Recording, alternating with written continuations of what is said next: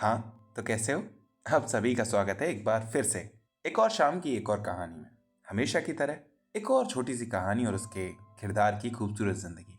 फिलहाल कहने के लिए तो सिर्फ इतना है कि जैसे वो मशहूर कहावत है कि चुप हो जाने में और चुप रहने में मानो एक ही तरह के दो अलग अलग उत्तर हो।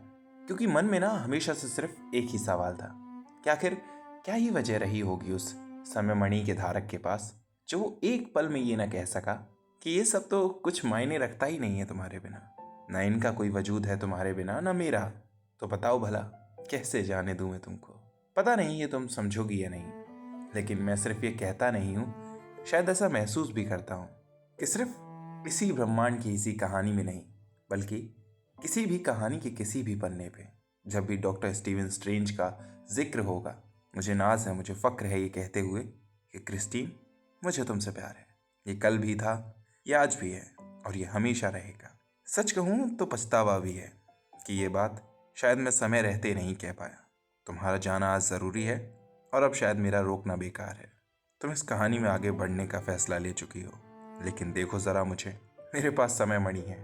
मैं जब चाहूँ तब समय के साथ खेल सकता हूँ, लेकिन नहीं। आज पता चला कि ये समय भी बहुत कीमती है। तुम्हारे साथ बिताया गया हर पल, हर लम्हा, आज उसका एहसास और गहरा है कि शायद वो जो यादें हैं वही शायद डॉक्टर स्टीवन स्ट्रेंज का वजूद है।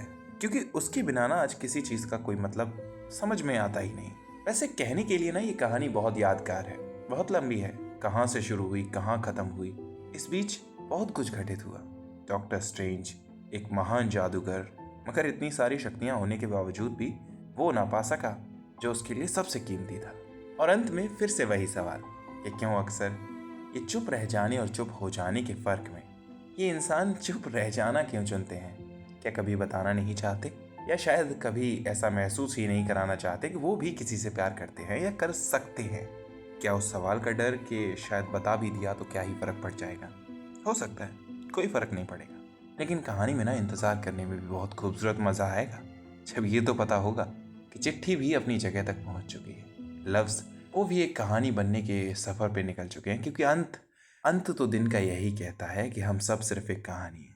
एक बहुत मशहूर किताब के अलग अलग किरदार। किसी की ज़िंदगी में अधूरी कहानियों की फितरत है, तो किसी की ज़िंदगी अच्छे अंजाम तक पहुंची। लेकिन इससे कोई फ़र्क नहीं पड़ता। अच्छी बात है कि दोनों ही खूबसूरत हैं। बस कहना यह है कि अलविदा हर बार लोग नहीं कह पाते, क्योंकि जो जाना चाहते हैं उनकी आदत बताना नहीं होती, और जो बता के दरअसल जा रहे हैं वो कभी जाना ही नहीं चाहते। तो रोकना सीख लो।